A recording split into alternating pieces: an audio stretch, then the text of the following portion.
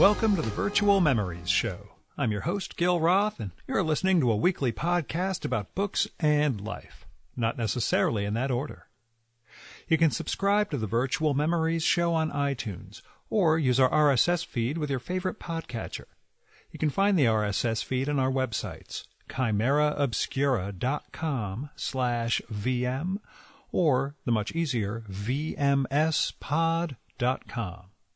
We're also on Twitter, Instagram, and SoundCloud as VMSPod, on Facebook at facebook.com/virtualmemoriesshow, and on Tumblr at virtualmemoriespodcast.tumblr.com.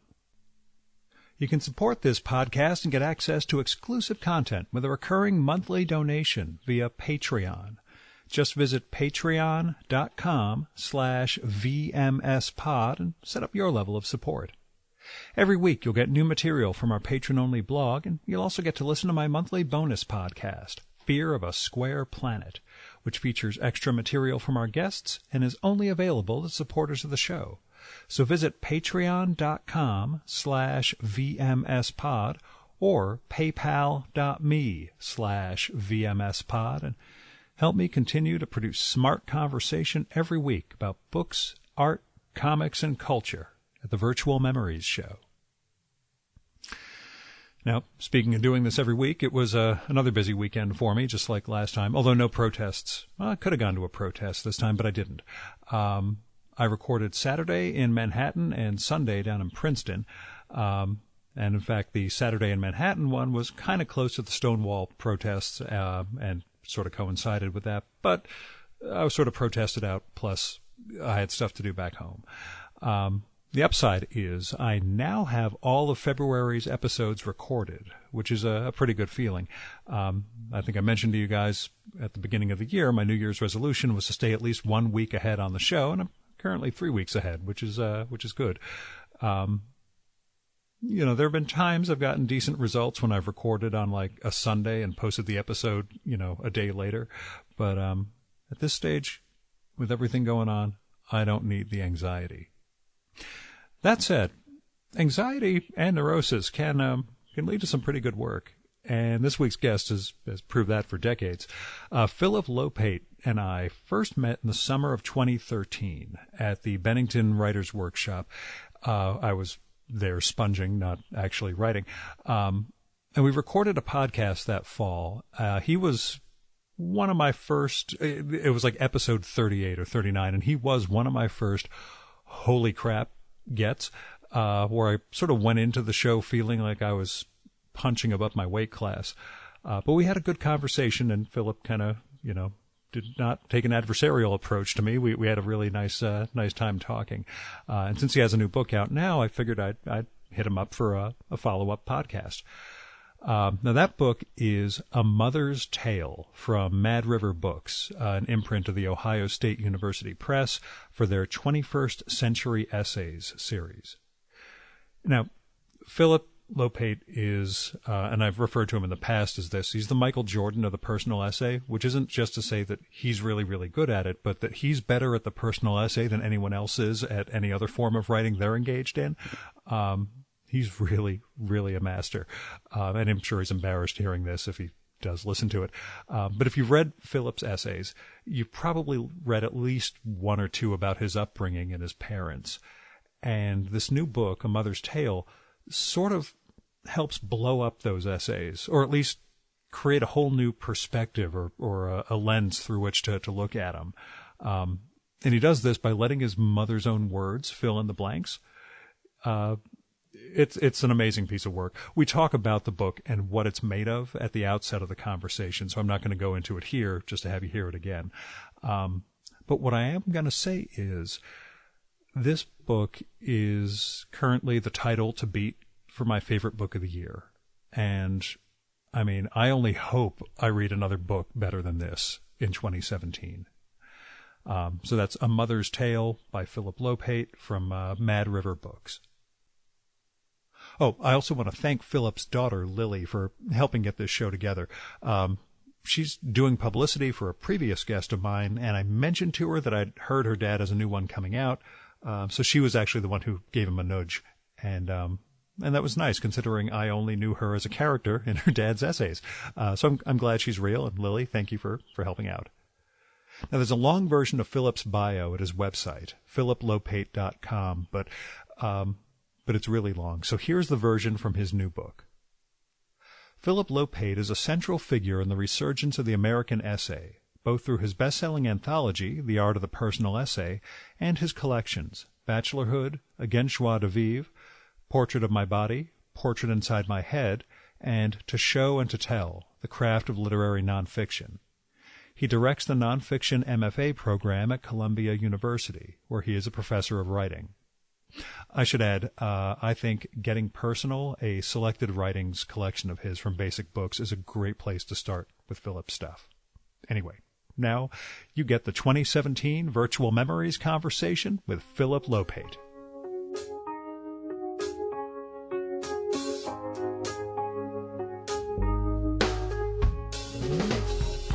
Why don't we start by talking about the new book, A Mother's Tale, and we could sort of get to how your life has changed in the last 3.5 years, because I'm sure it's been monumentally different.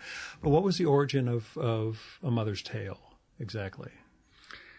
The origin of A Mother's Tale was that 30 years after I had tape recorded my mother telling her life story, and never listening to the tapes, I suddenly got this urge to hear them again, to hear my mother's voice. They had been in my closet, and I pulled them out, and the cassettes were still in perfect working order, which was wonderful.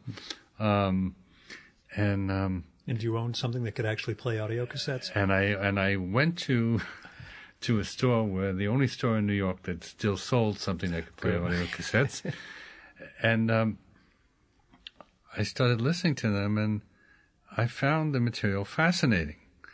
Now, I just have to think that having written, 16 or 17 books, I know what good material is.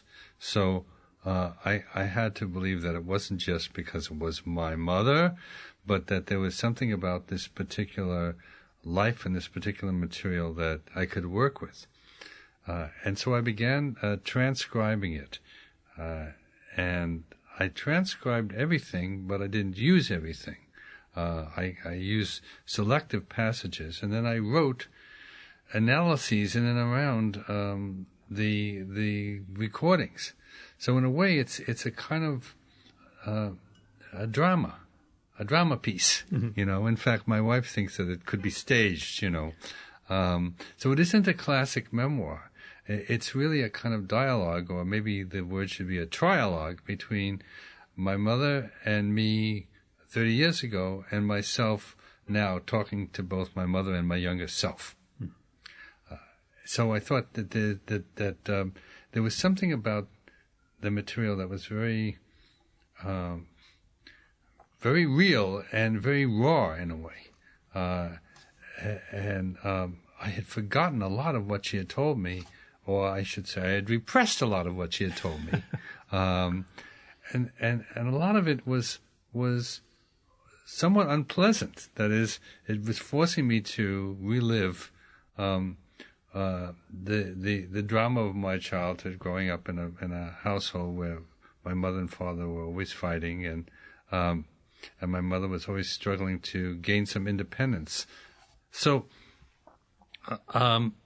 basically, I thought, I've written a lot that pushes at the edge of the ultra personal, but in some ways I've always controlled it. One of the things that you hear a lot from writers who work with autobiographical materials is a guilt about using other people and not letting them have their own voice, not letting them have their own say. And I thought, well, this was really an opportunity where I was going to let someone other than myself have her say. I wasn't paraphrasing her comments. I was actually quoting them and quoting myself. So somehow I thought out of this would come this document that would tell us a lot about mother-son relationships, or parent-child relationships, a lot about what women had to put up with in the 20th century, and also ultimately a lot about the way that people approach the truth, come near it, and then back away from it. Mm-hmm. So the book is a lot about rationalization and defensiveness. She has her defenses, I have my defenses, and there's something about capturing the way that people actually talk, where you can hear them trying to be honest, but then sometimes, backing away from it because of their own mythologies. Yeah. Or face the contradictions yes. in what they're saying, which comes up numerous times in your mother's explanations for why she did what she did in some instances.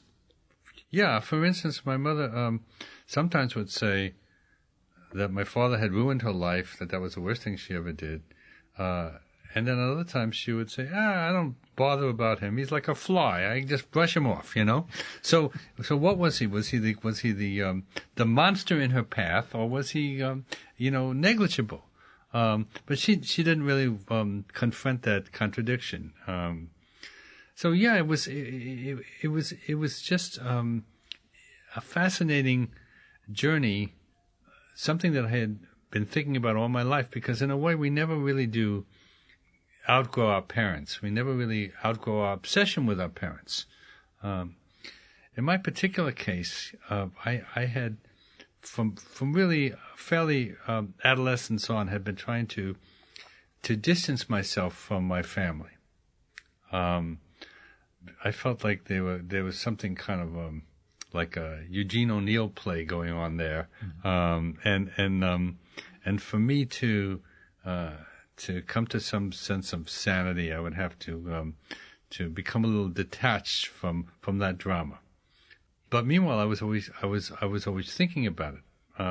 So this I finally had developed enough of a backbone, you might say, or my own kind of defenses that enabled me to just dive into this material. Mm-hmm. Have you assessed or analyzed the impulse that actually got you listening to those tapes again? What made me start at that point? Yeah, because that's the one thing you mention listening to them. You don't mention in the introduction, at least, what prompted you. What was that moment of, I should sit down with those tapes? Let me get those tapes out of the closet and see what my mother and I said 30 years ago. I'm not sure I know what set me off. It wasn't to write a book, because I didn't know what would be in them, and I thought they would probably be drier than they ultimately turned out.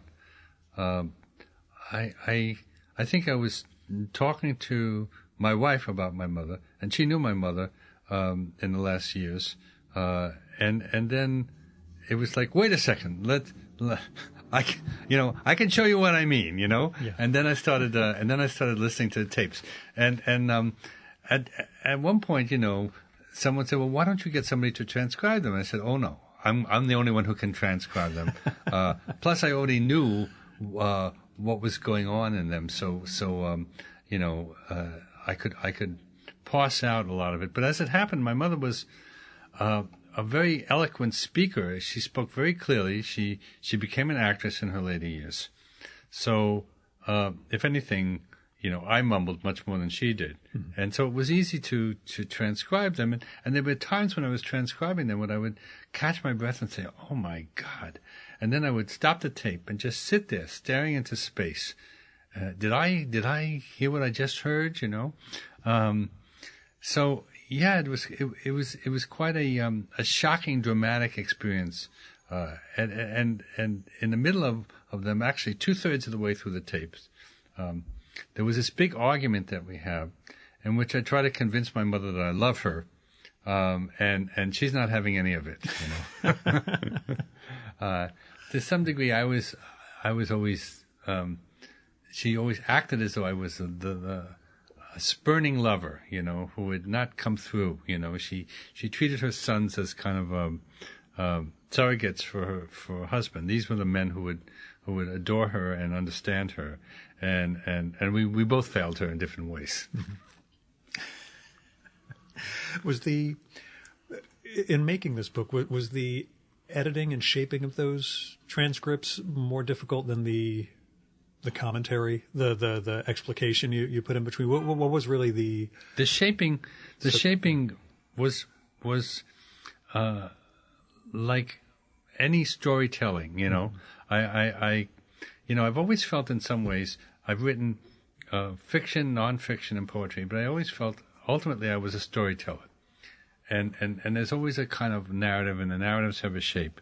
And so sometimes, I would think, this material really belongs in a different section. Mm-hmm. And then I would just move it to that section. And I didn't feel that was dishonest or distorting. I just felt that would make for a better story. And sometimes my mother did repeat herself, and I wouldn't put in those repetitions. So the whole point in shaping it was to move the narrative along. And the structure of the book is basically chronological. She's starting when she was a child and going all the way through her life. The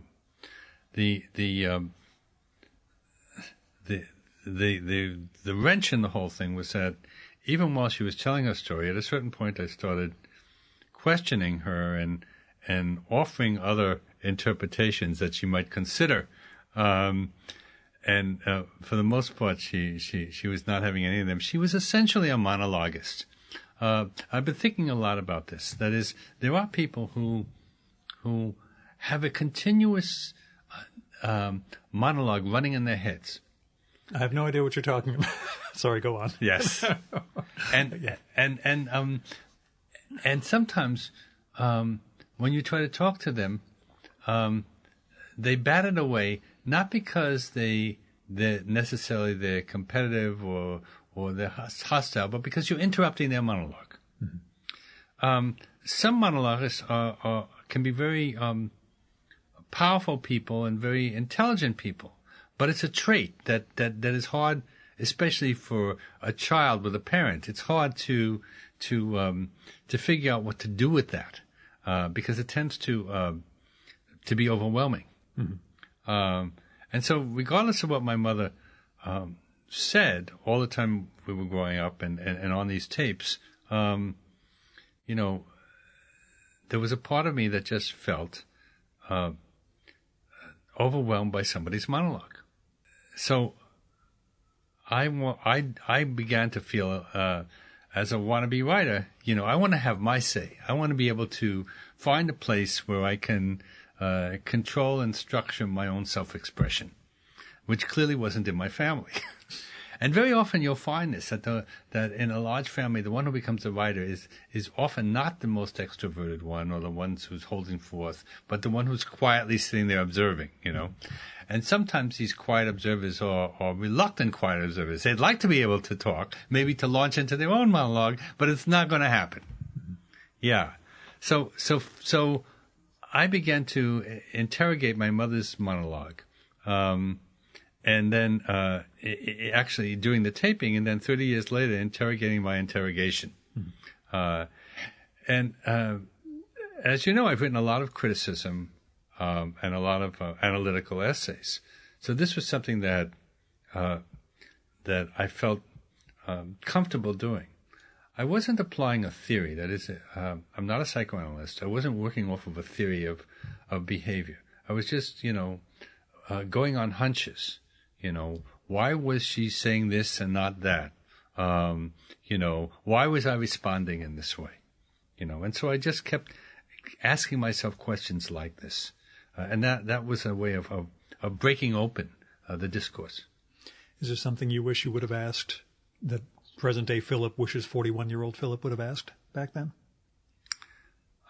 I think 41-year-old Philip did his best in a difficult situation. As it is, when my mother began the taping with me, she visited me about 5 or 6 sessions. It ended up about 25 hours of tapes. She began talking, and then by about the third session, she began to become a little wary and to realize that I was not receiving her confessions with quite the level of empathy that she had hoped. Mm-hmm. she thought I was being clinical. It's an interesting word because, clinical implies clinician or psychotherapist or something like that. My mother had been in therapy, as had I, but basically I was listening and trying to understand, and sometimes listening skeptically. And this was something that bothered her. I was still not coming around to see it entirely the way she saw it.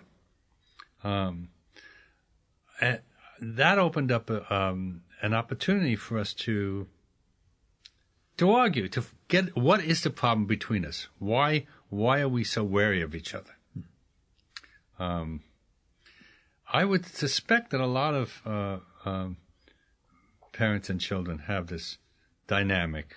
The child grows up and forms certain judgments about the parent, and the parent continues to judge the child, even though all the books say you must not judge your child. Well, of course, every parent judges the child.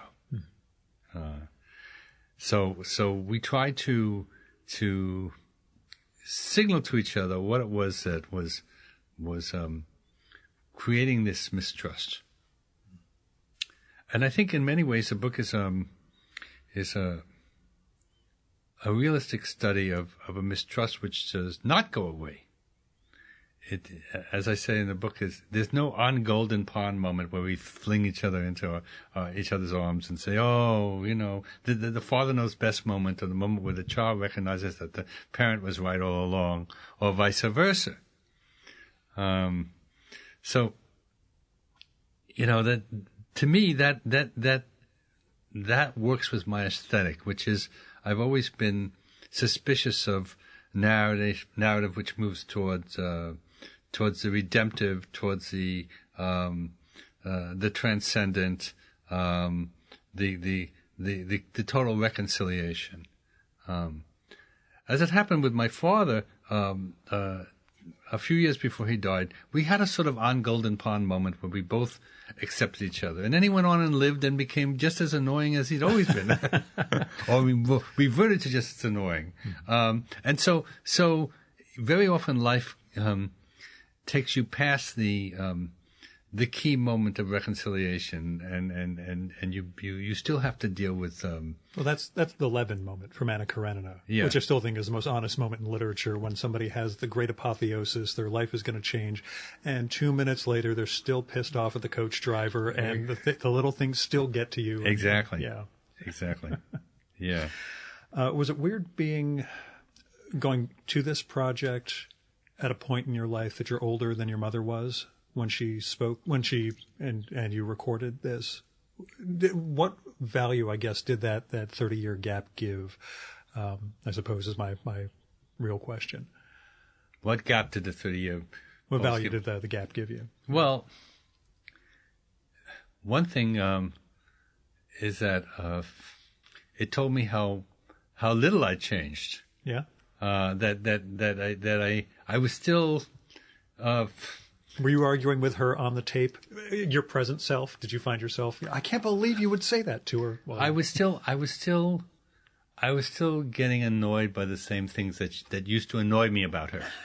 And in fact, it's funny because I gave the book to my brother, who, as you know, is a radio host, and he has been reading it very slowly.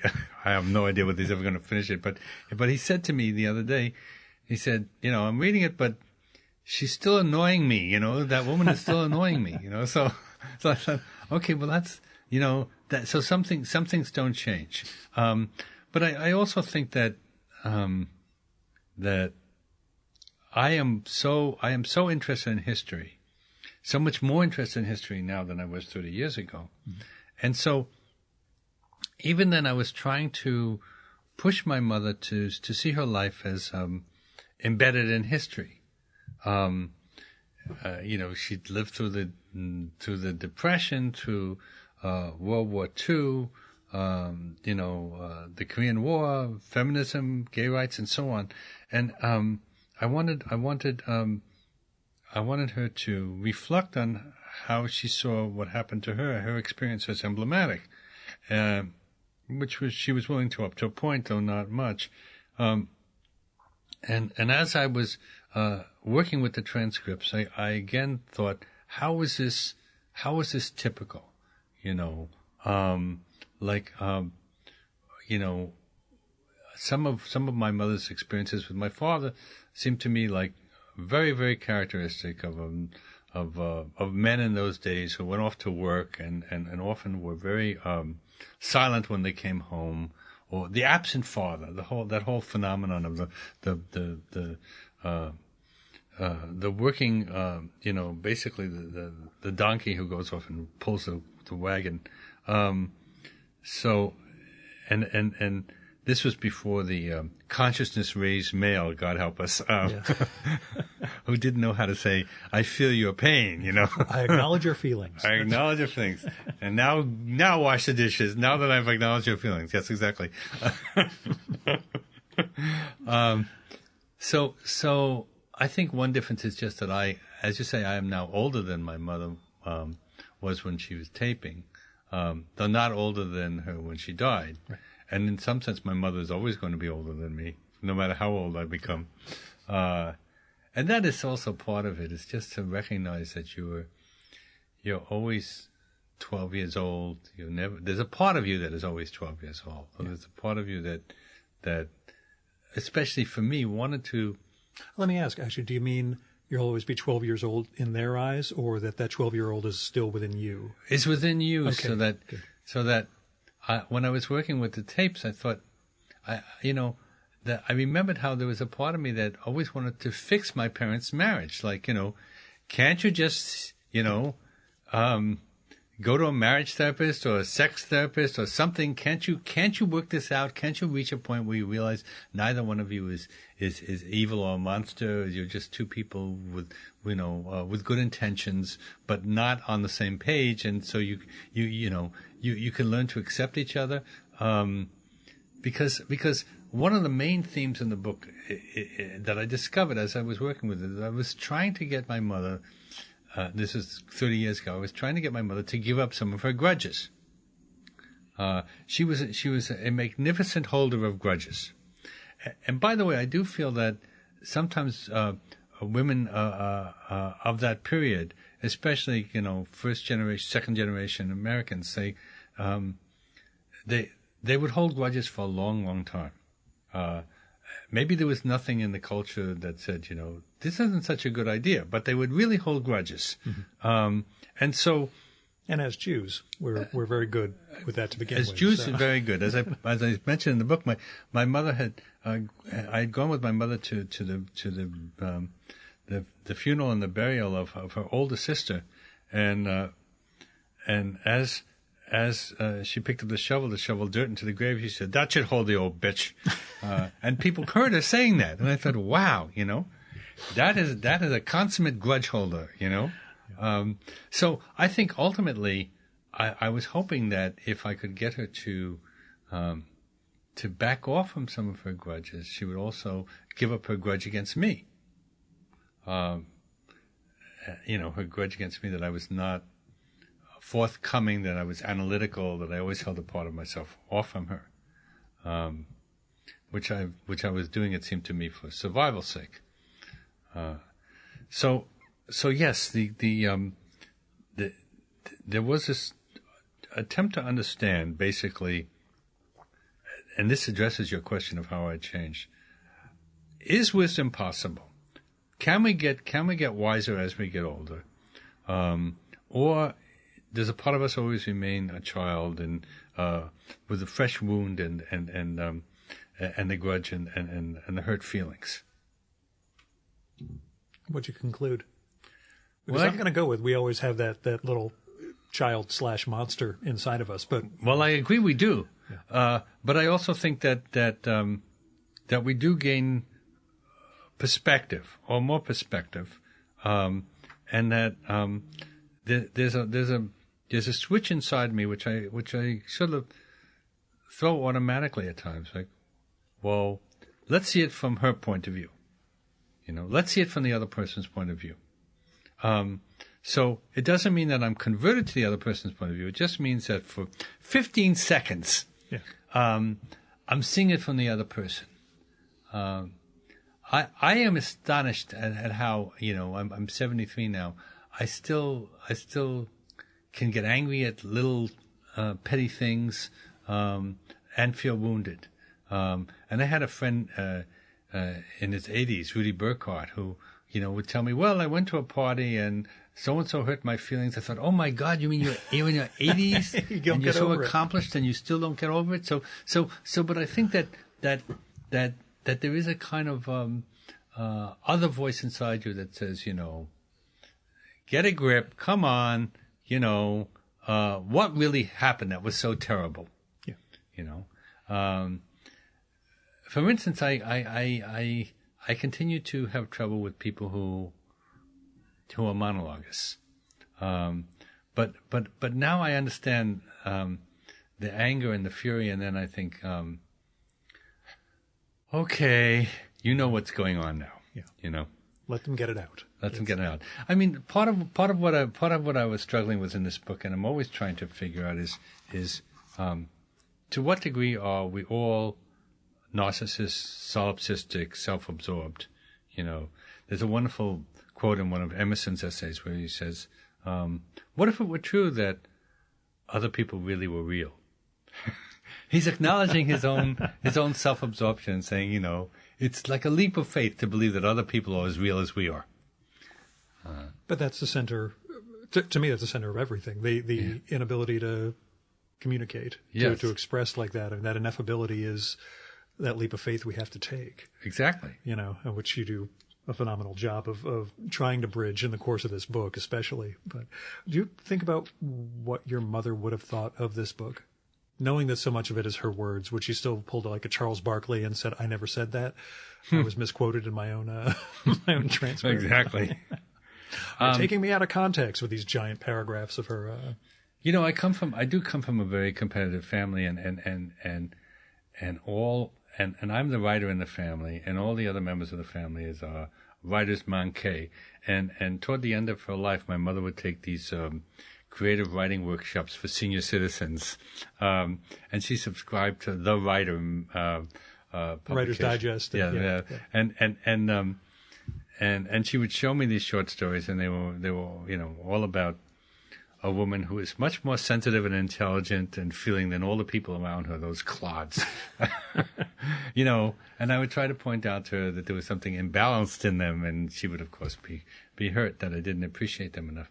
But I think that there was a part of her that was always flattered that I was paying attention to her, and she would like that. And I think to some degree, the book is a tribute to my mother. It's like saying this person's life deserves to be recorded, deserves to be paid attention to on some level. And I think she would have liked that a great deal.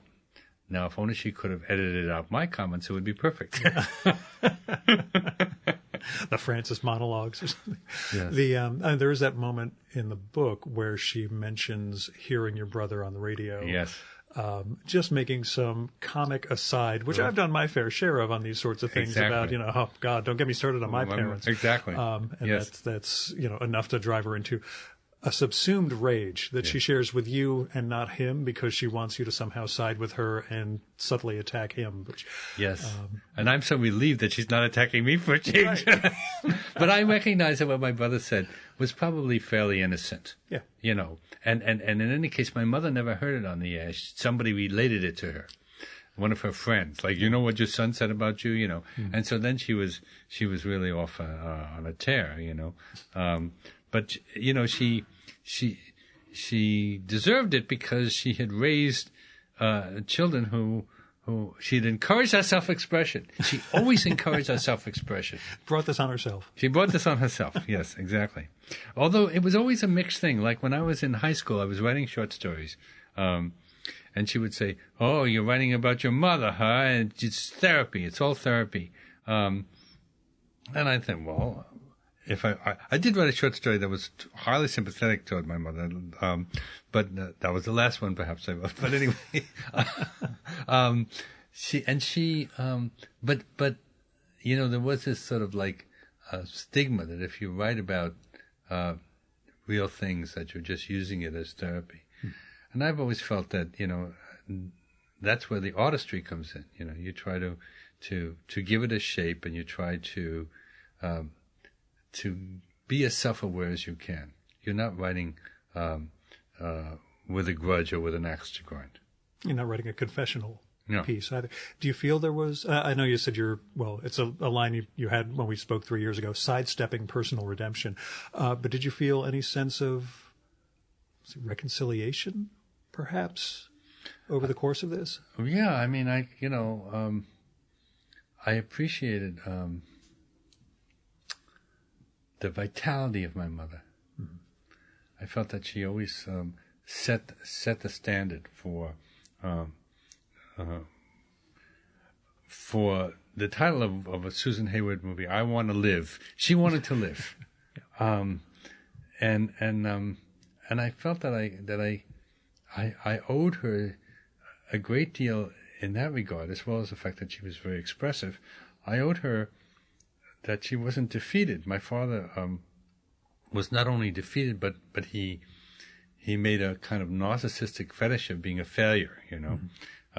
He wanted to wear that label, and my mother didn't. So I was reconciled. I was able to take in part of the pain of my childhood instead of running away from it. I was able to take it into myself, and say, okay, I hadn't imagined this. This really was happening, and look, we survived it, You do have two parents, one of whom says, I don't wish he was dead, I just wish he was gone. And the other one who said, if only I had the strength to kill her that time, everything would be better. That's right. I tape recorded my father, too, but his tape recording of telling the story of his life lasted 45 minutes. Yeah. But he thought the key moment in his life was when he had his hands around my mother's neck and almost strangled her and wished he had gone through with it. Yes. Both parents told me things that I thought, is this such a good thing to tell your child? Okay, it gave you material. Without making it just mining your parents' craziness. Although actually, it's something that struck me. Do you think your literary background, like Dreiser and everyone else you've right. integrated over your lifetime, without that, do you think you would have been able to accurately either render or even begin to understand your parents? Because they do seem to be almost literarily framed in the way you portray them, that there is not a direct, he is a Dreiser character, this one is from here and there. But, it does seem that it's informed at least. Everything in my head has been informed by my reading, sure. And the main reason I became a writer was that I loved literature.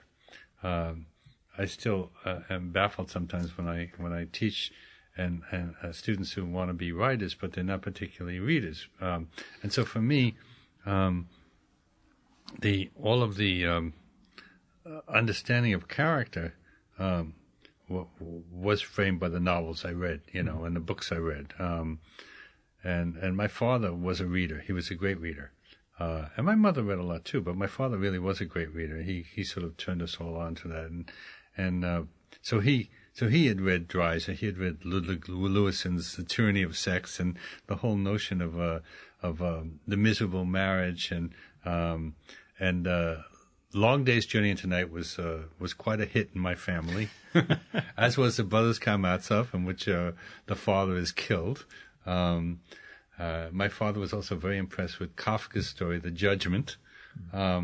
So we were encouraged to think of the people around us as extensions of the books we were reading.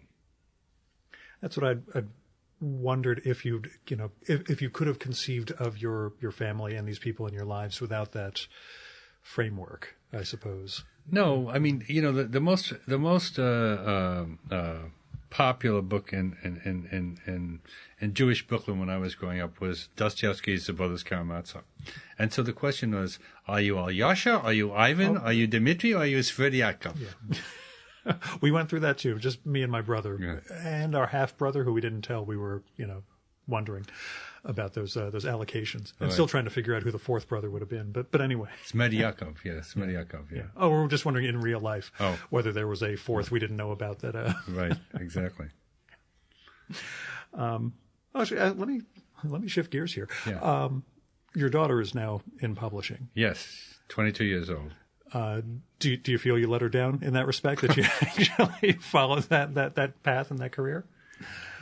I kid, but My daughter, grew up around writers, and from an early age in school, she wrote easily. Yeah. To her chagrin, what she wrote best were personal essays. But she had grown up. It's a family trait. Yeah, it was a family business, and she learned a way of looking at things, which is ironic, which is somewhat self-mocking, which is analytical, and one hopes a little bit comic. So she wrote and she edited the literary magazine in high school and the newspaper in college, and she just graduated from college in May, and a week later she got this job in publishing, and now she is learning the dark world of publishing. She's learned every day she comes home with stories, and do they mirror the experiences that you had? Well, yeah. I mean, what's funny is that sometimes it's not the publishers who are acting badly, but the writers who are acting badly. The writers who are prima donnas, the writers who are overly demanding, the writers who think that who keep demanding a national campaign, for their paperback release, So it is in a way a world that she has grown up with, and some of the writers she's known since she was 7 years old, and so she's working with them. But then they get on the phone and talk to Lily, and then her boss says, "Why were you talking to our writer? You're supposed to be the assistant of mailing stuff out." So Lily says, "Well, I've known this person for a long time." It's a personal call. It's okay. Exactly, it's a personal call. Yeah. So. Yeah, I would think it's not an easy thing to be the child of a writer, especially if you have any kind of inclinations in that direction. So I was hoping she would become a CEO or a plumber or something that would guarantee income. Yeah. But it didn't work out that way. The electrician school, they're still taking. Exactly. Yeah, Martin Amis has always been the only son of successful writer I could think of who managed to achieve at that level. Yes. I'm always stuck trying to figure out if there's anyone else who's managed to keep the family business, going in that respect.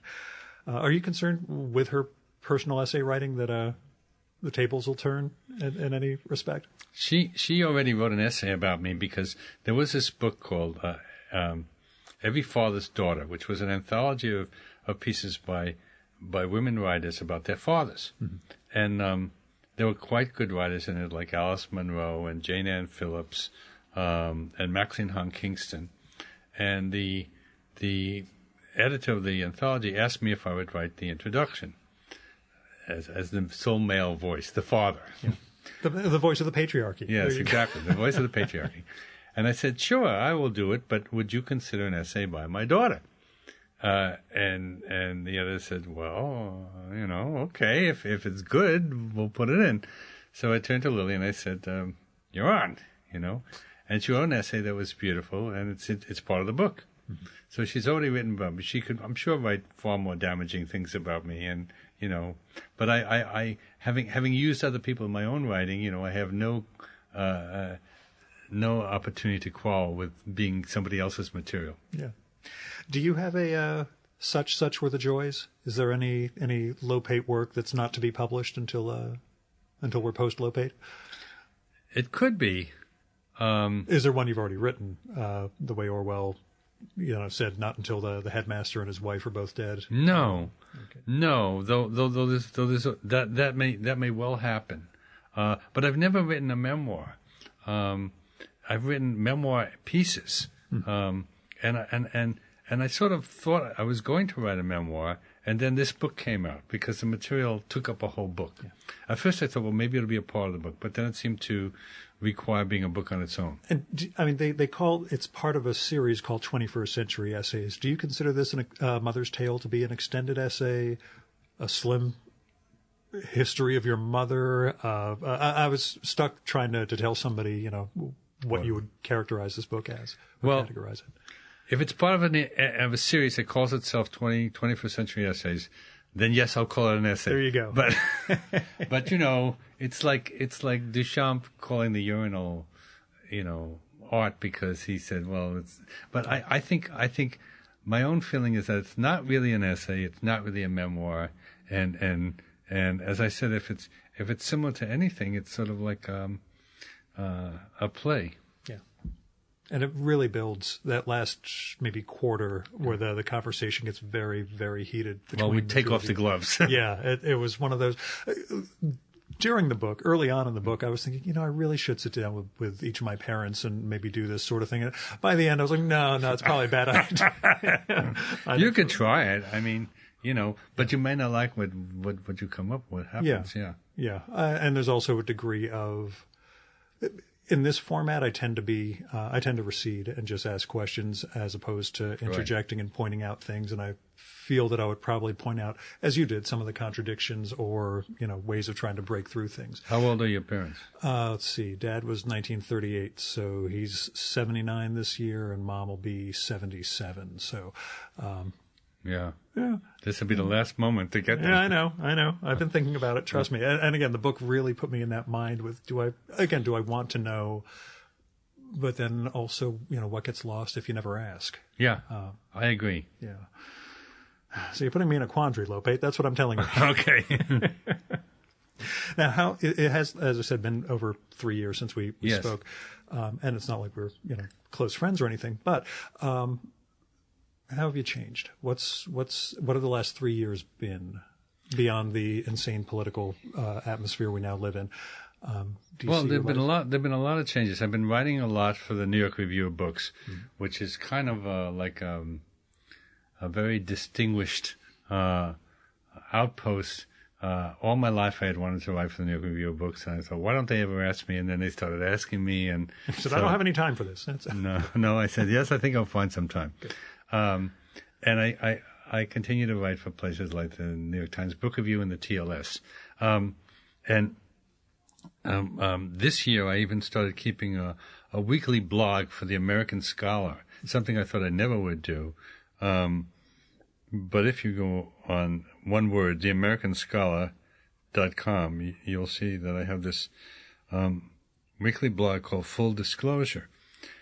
One of the reasons that I started doing it, aside from the fact that I liked the American Scholar and they offered to pay me for it, was that I thought I'm bound to generate some good material that I can use in my next collection of personal essays.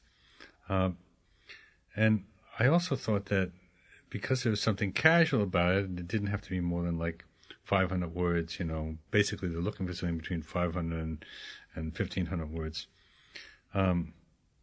I could use it as a kind of sketch pad. And so every week I've been, coming up with very different themes. So I think that's been a difference. Certainly, watching my daughter go through college and then graduate from college and experience the working world and adult life has been very important, to the degree that I sometimes think that I become a minor character in the Lily Lopate story. So I've come full circle. I've come from being overwhelmed by a monologuist mother to being more or less engrossed in what my daughter is going through, because it doesn't seem that I myself am going through such a dramatic, event-filled life. I'm teaching, as I've done for a long time, at Columbia. I'm writing, and so in a way there is a kind of equilibrium that I've achieved, a kind of serenity, with of course daily irritations and annoyances. And then I think in the last 3 years I've become more attentive to maintenance.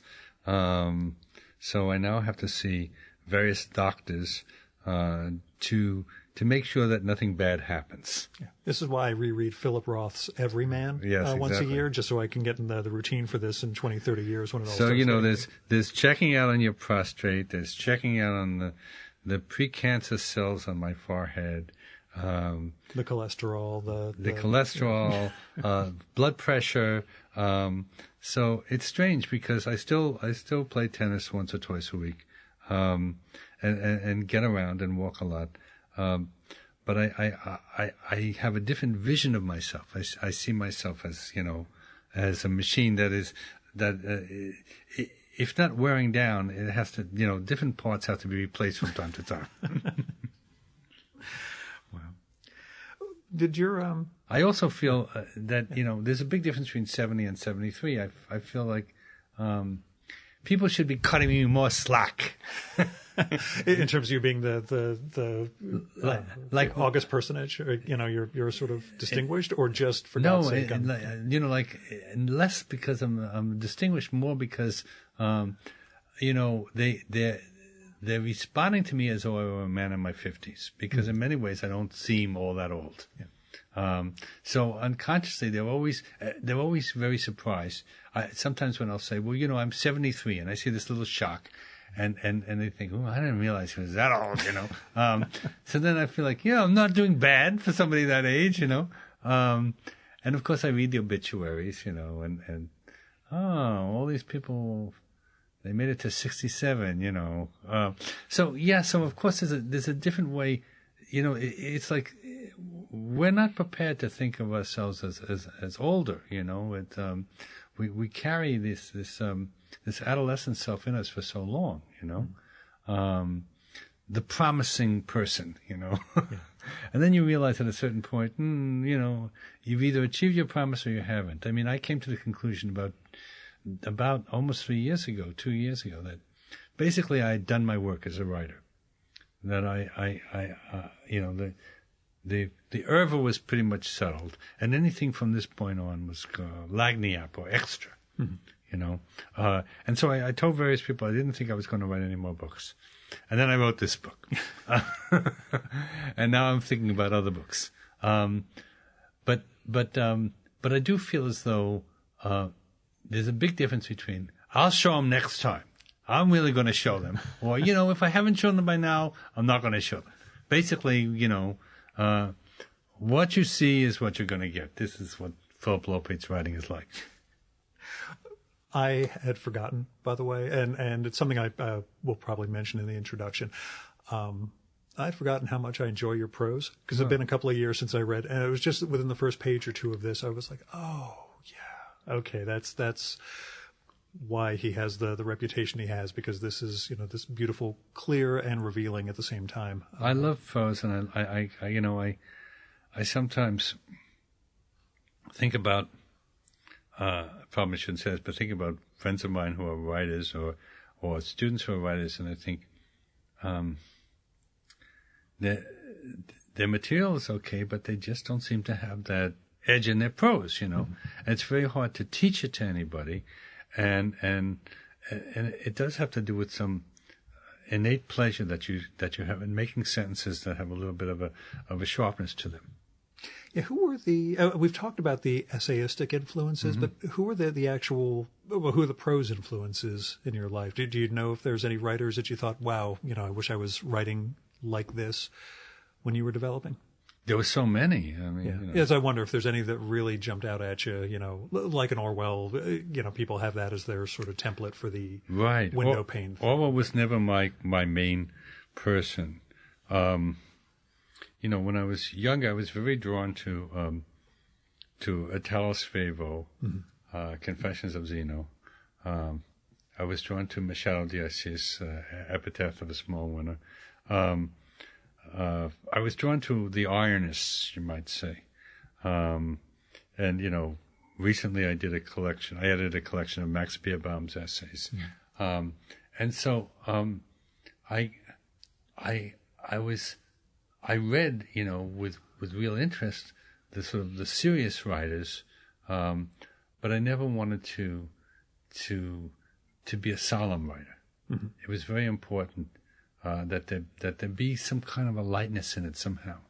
But not a, this is going to be me bashing contemporary essayists. You weren't trying to write, a stand-up comedy routine in prose. And that's what I see when people tell me I have a new collection of essays. Right. I look at them like, this is what you couldn't get up on stage and say. This isn't, an essay. Exactly. Yeah. Although the first time I ever saw Spalding Gray, I thought, different. Well, he's doing what I'm doing. How come he's getting paid so much? But yeah, so. But as prose stylists go? As prose stylists, I loved Stendhal when I was younger,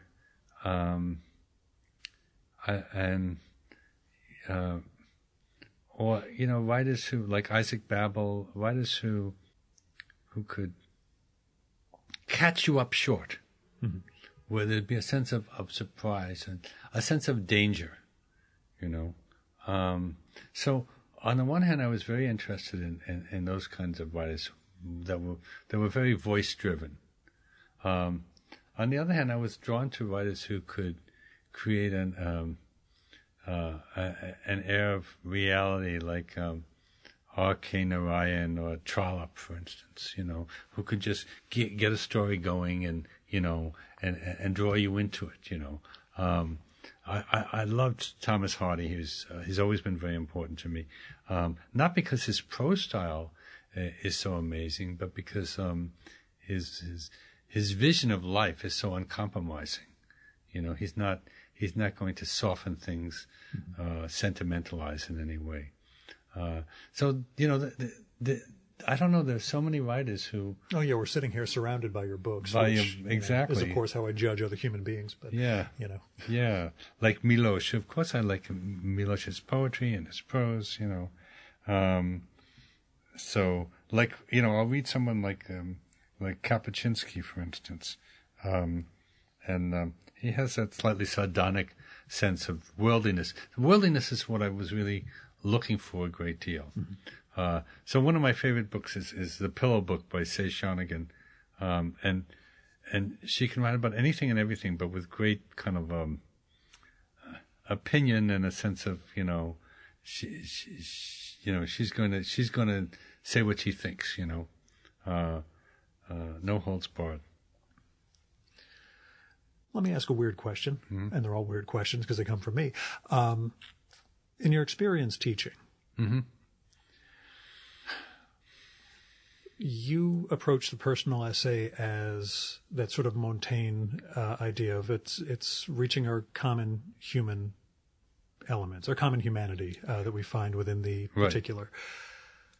Right. Does the contemporary focus on identity politics or identity coding sort of run counter to that? I went to Hampshire College in the early 90s, which was very much a precursor of some of what we see in academia now, where everybody was, you can't criticize my perspective because you're privileged in this, that, and the other way. Do you see that running as I don't want to say a counterbalance, but almost a threat to the idea of the essay as aspect of common humanity, the personal essay? Do you have problems with students who feel... Well, I'm going to be honest now. Because I really am highly respected, by the time that they're studying with me, they're not going to force me to adapt to their view. They or else they're going to cut me some slack because I'm an old guy and they're not expecting me to be, completely in tune with political correctness. I was telling somebody that I was thinking of doing a big anthology of the American essay, and he said, "Well, you're going to be criticized for calling it American." Yeah. So I mean, there's always going to be one thing or another. My own feeling about those categories is that you can work with them. That is, you do belong to a kind of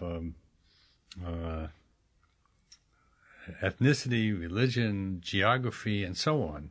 And so in a sense, when someone says they're against identity politics, in a way, all politics are identity politics. You're not going to it's not useful to deny identity in terms of belonging to various groups. What's interesting is to play with it, you know. So recently I've been reading Albert Murray, you know, and he's a very funny and interesting writer. And he's playing with blackness, you know, in his book, The Omni-Americans. So you don't want to abandon that material. In other words, if you're a man, you're going to think about gender a lot, and if you're a woman, you're going to think about gender a lot. And you know, I was born, you know, white, Jewish, and so on, and a New Yorker, and all those are pieces of identity that I don't want to jettison. But in terms of what you're saying about students, teaching students, I think that you just have to get them to the point where, you know, V.S. Pritchard said, you get no points for living. You have to write well, you know. Yeah. So it's not enough to have been sexually abused, to be prejudiced against because of your race or religion, you know, to be an alcoholic, to be bulimic, to be a cutter. You still have to write well, yeah. You know. So, you know, I've had students who were gay, and their whole drama was all about, you know, coming out of the closet and being gay, and that's the beginning. But then you have to make something literary from it, you know. We spoke before the Knausgaard phenomenon hit right. in the U.S. What's your take on that sort of autofiction thing?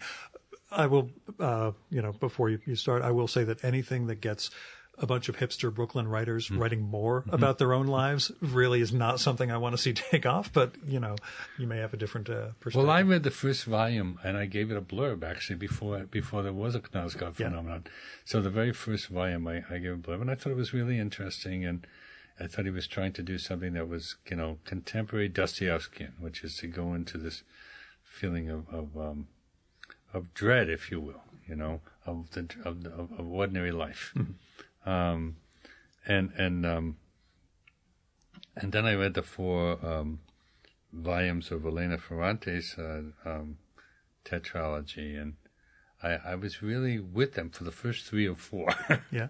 So I think that sometimes what happens is that you know, I think Knausgaard is, you know, he's written some very good pages, and then there are some more tedious pages, but essentially, it's an heroic enterprise, and I'm fine with it, you know. And I do think that the novel is trying to reinvent itself, and it's reached a point where the contrivances of made-up characters and made-up situations are beginning to feel stale, and so people are wondering if they can just take their lives like Rachel Cusk and just somehow do something different with the novel. So I don't have any problem, but I certainly don't feel that only some people are entitled to write about their lives. You know, yeah. I'm a Democrat. I'm an egalitarian. Mm-hmm. You know, I don't believe that you need to be a celebrity to write about your life, or, you know, who is this little person writing about their life. I think the whole idea of Montaigne is that every life, you know, if examined, you know, has a lot of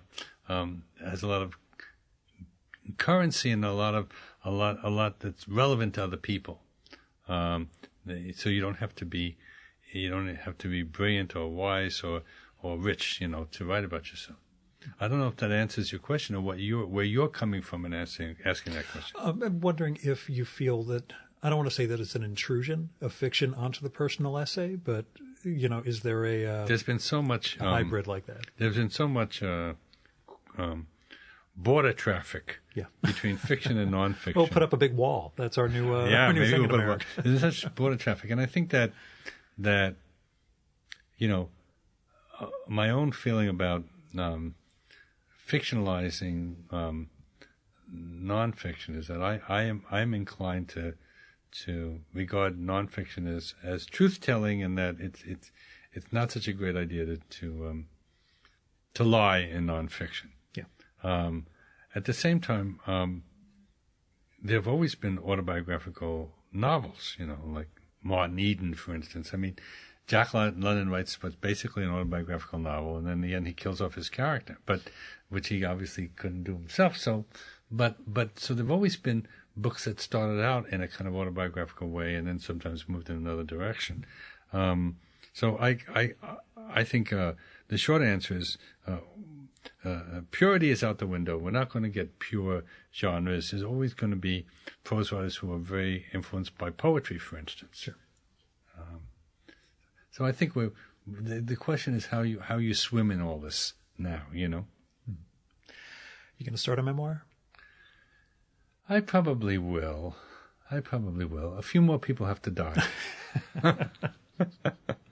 Hopefully I'm not one of them. And you also mentioned the last time we spoke that you had these sort of 10-year cycles of writing a novel. Yes. Every 10 years you get back to doing some fiction. Are we in that phase yet, or is it still a few more years off? Or I think that, or have you grown through it? One thing that's happened in the last few years is I've begun to take myself more seriously as a critic. So probably because of all these pieces I've written for the New York Review of Books, I can see a collection of my literary criticism, and I've written so much film criticism also. I think I always regarded this as something that was a side activity, but somehow being asked to write about so many things which I would not have chosen to write about, and still finding that I had something to say, I'm more excited by the notion of what is a critic, you know.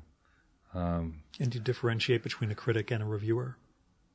Not really. Okay. But because like Derda is like, no, I'm not Michael Derda. He's like, no, I'm not a critic. I'm a book reviewer. That's very different. Okay, that's. You know. I mean, I think the same thing is true with film criticism, which is, if you're really good at writing reviews, then let's call it criticism. Okay. Like the difference between film and movie. Yeah, exactly. You know, in our snobby way. Yes, exactly. So I think that reviews can be criticism. Mm-hmm. I mean, for instance, Virgil Thompson was a very good music critic, and he wrote for the New York Herald Tribune, and we now regard it as criticism. Yeah. I think that especially in America, there's been so much good criticism, and you know, there's this issue of status. So, for instance, there are all of these American writers in the post-war era who were better at their nonfiction than at their fiction. Mm-hmm. You know, like Mae McCarthy or James Baldwin, Edmund Wilson, and Trilling, to some degree, Joan Didion, you know, Susan Sontag, certainly, and yet they didn't like being called nonfiction writers. They wanted to think of themselves as novelists, you know. But I sort of have a reverse standard in my head. I think that, you know, there's nothing nobler than being a good critic or a good writer of nonfiction prose. Of which you are. And maybe that would be the thing. Maybe if you were, you know, more novel devoted, it would be an issue. But who are you rediscovering or discovering for the first time nowadays? Do you still find not new authors, but, you know, new things in older works? Oh yeah, I'm always rereading things, and partly because I teach them, and then I have to reread them again. So, you know, there are certain writers like Hazlitt and Lamb that and Montaigne that I've had a lifelong interest in. Lately, I became a little more interested in De Quincey. You know, I go back to this period of the 1820s. You know, in England, it's a wonderful period, so. You know, I'm interested in Samuel Johnson, and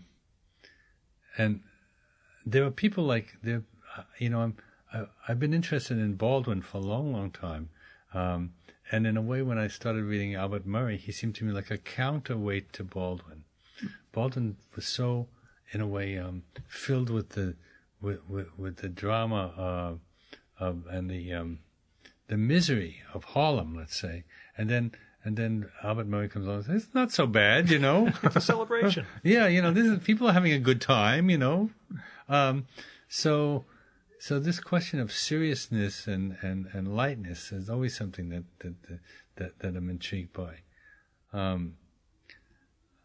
I go through periods. I always, a few years ago, I went through a Nietzsche period again, where I was reading a lot of Nietzsche. I'm glad we didn't talk then. I'm just kidding. But I like, this term I'm teaching a course called Columbia Lines, where I'm getting writers from other divisions than the writing program to come and talk to the writing students.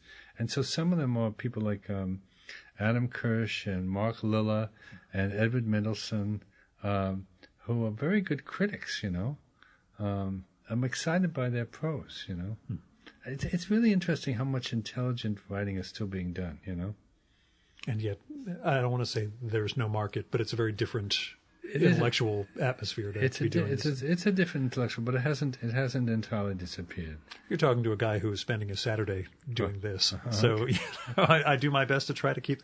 Yes. That was the line I had. I mentioned it the week after the election. The day after the election, I went through the apocalyptic mode that the rest of us went through on our side. Why am I even doing this? We live in this atmosphere, etc.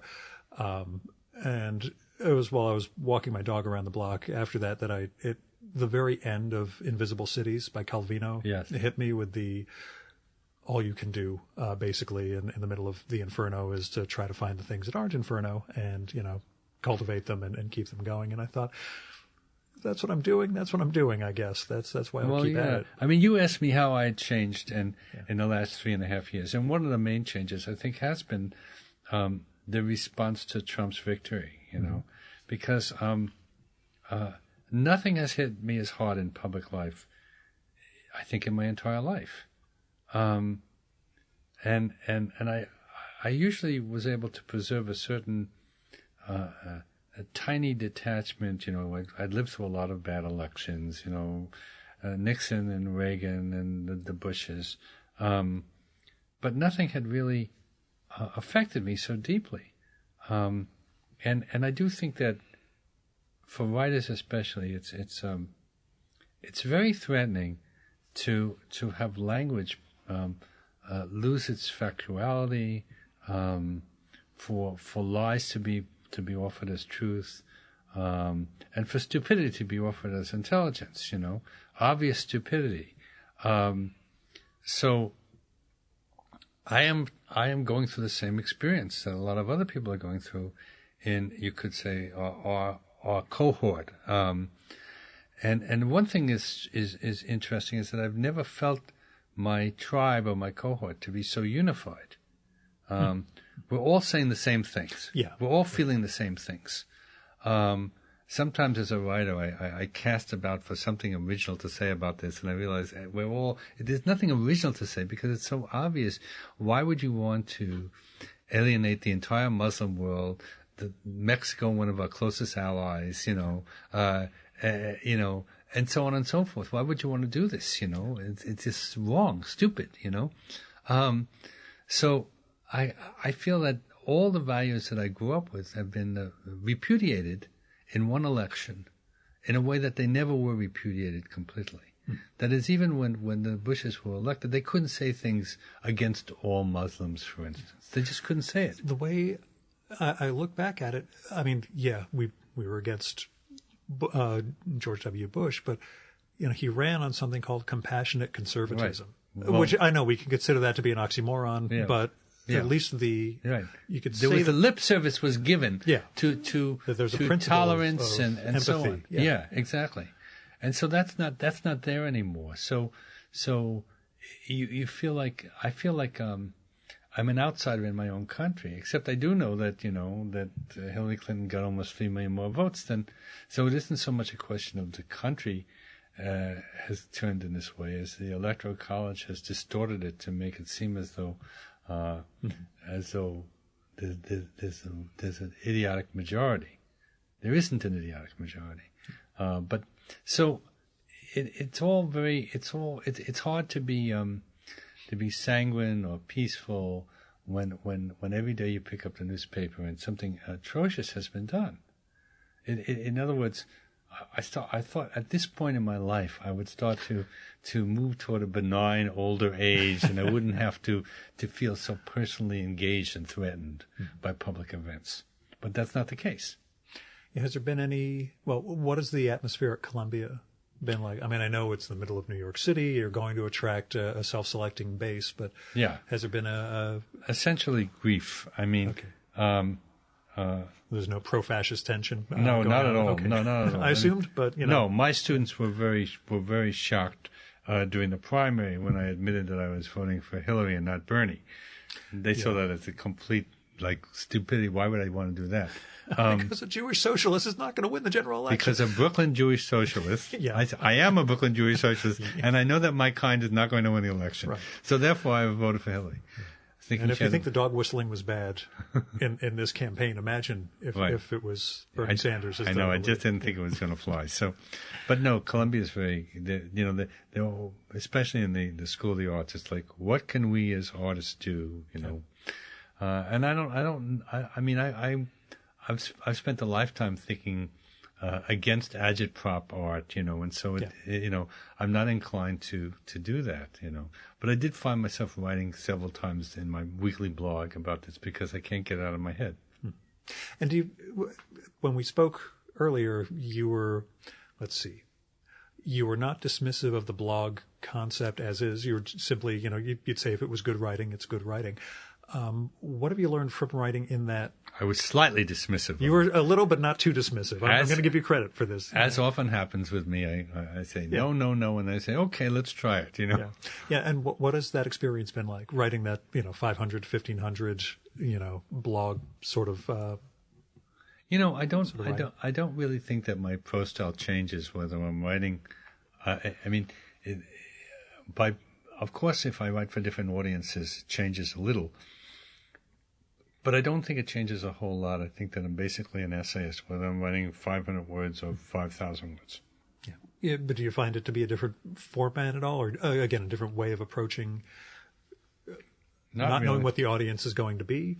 And this terrible question to ask, are there open comments on those? Because if there are, don't read the comments. I try not to read the comments. Okay. I don't read the comments. I once did something and Slate with Jeffrey O'Brien where we were talking about the year's movies and having a very kind of civilized conversation, and then these people started piling on and saying, "Get these elitist bozos off of here!" You're worse than Hitler. That's usually within the first three comments. So, I'll leave you with the last question. Are you over the Mets World Series loss from a year and a half ago? And side question, are you hopeful for this coming season? Well, I think it all has to do with injuries. Story of my life. Last year, they could have gone much further if they hadn't had all those injuries.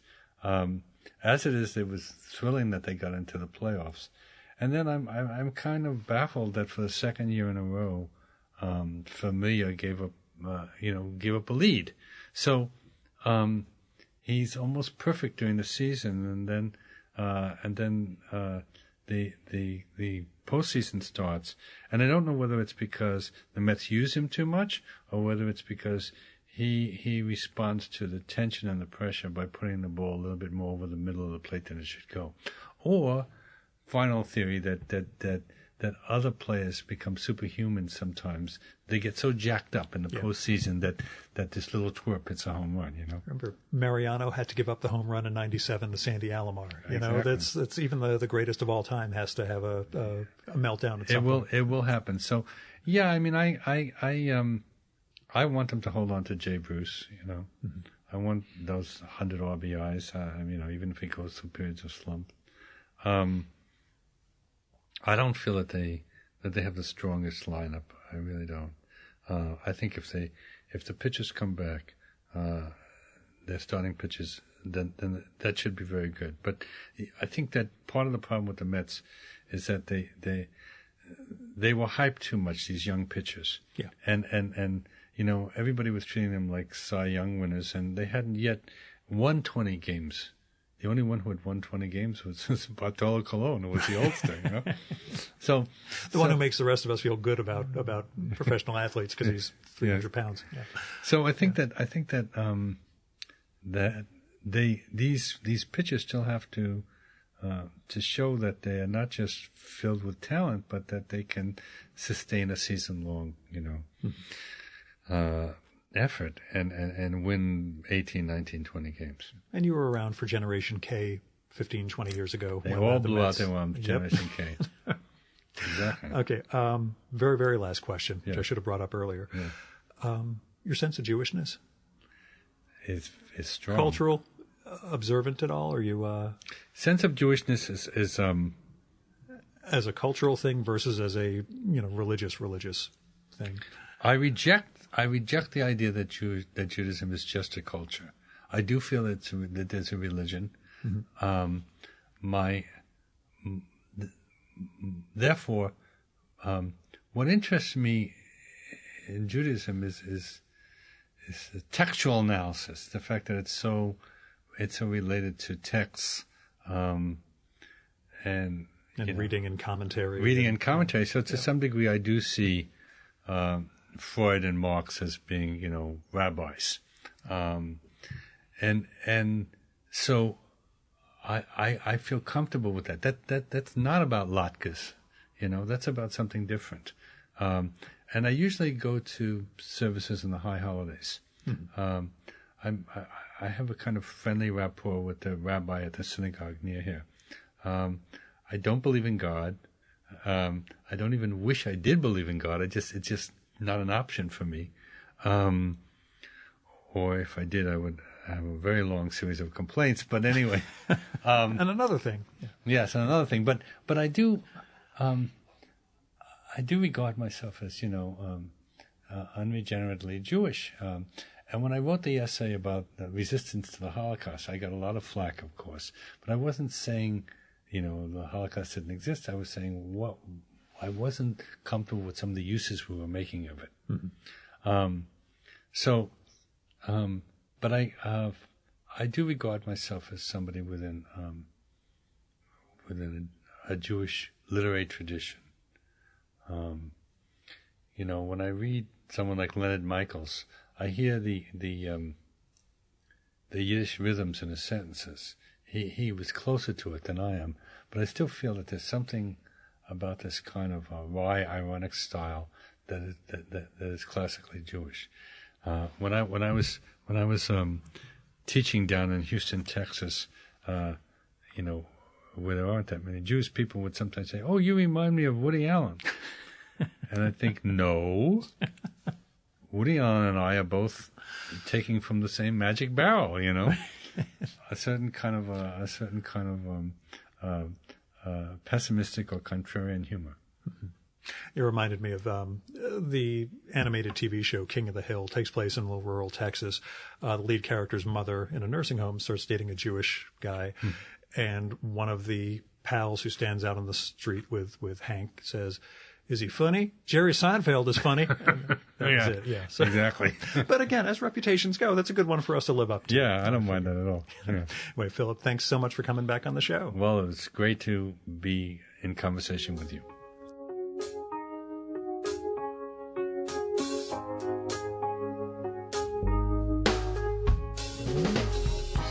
And that was Phillip Lopate. His new book is A Mother's Tale from Mad River Books, an imprint of Ohio State University Press. I loved it for reasons that are relatively obvious if you know me. If you enjoyed this podcast, and I don't mean just this episode, but this sort of conversation in general, but you haven't read Phillip's work before, it is right up your alley. You are in for a major treat. So go pick up the big selected writings collection of his work that I mentioned at the top, Getting Personal, as well as the anthology he edited, The Art of the Personal Essay, and then his newer stuff like A Mother's Tale, To Show and to Tell, Portrait Inside My Head. Really, there's a dozen more volumes of his work out there. The only things I haven't read of his are his fiction and his poetry, which I do have sitting on my shelf and probably should have brought to this last pod session so he'd know that I at least accumulate people's stuff, even if I never get around to reading them. But anyway, there are, like I say, a dozen more volumes of his work out there, and his writing is so, so good. He's really a treasure. So read Phillip Lopate and read A Mother's Tale from Mad River Books. It's if you've got a Jewish mother like I do, it's a very interesting study. Now, you can visit Philip's website to find out more about him and where to read his criticism and his other writings and how to, find when he's got appearances and readings to do. And that's at philiplopate.com. Philip is spelled with two L's, PhillipLopate.com. The other thing you need to check out is the blog series he's writing on the American Scholar. So go hit up theamericanscholar.org and search for Full Disclosure, or just Philip's name, and check out those posts, because it's kind of neat seeing him write in that form. And this is, kind of one of those inside baseball things, literally. If you're wondering about sort of the friendly tone he and I had throughout this conversation, I will repeat, we had no contact between the fall of 2013 and now. But I will say that we made tentative plans to catch a Mets game together this season, which would be pretty awesome, I think.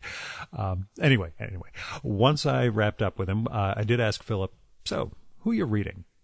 If you want to hear his answer to that, and you probably do because you're listening to this show, you'll need to become a supporter of the Virtual Memories show so you can get access to our monthly bonus podcast, Fear of a Square Planet.